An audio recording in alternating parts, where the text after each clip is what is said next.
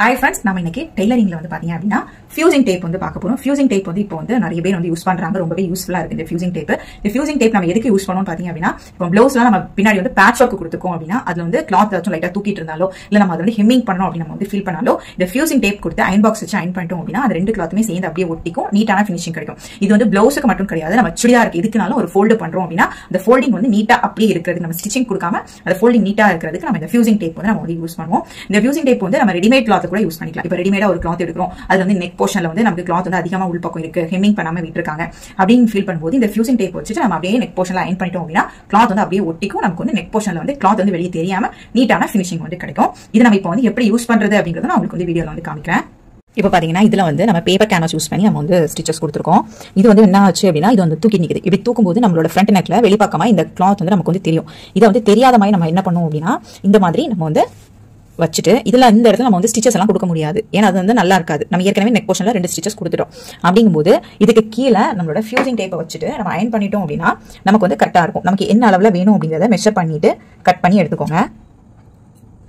இந்த மாதிரி கட் பண்ணி எடுத்துட்டு எந்த இடத்துல நமக்கு வேணுமோ அந்த இடத்துல கரெக்டா வச்சுக்கோங்க. அதே மாதிரி இந்த சைட்லயும்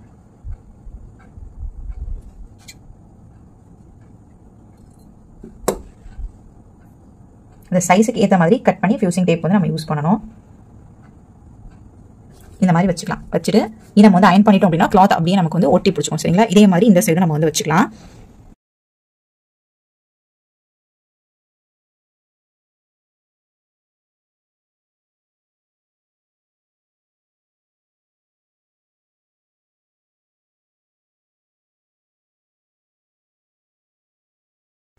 அயன் பாக்ஸ் எடுத்துக்கோங்க. எடுத்துட்டு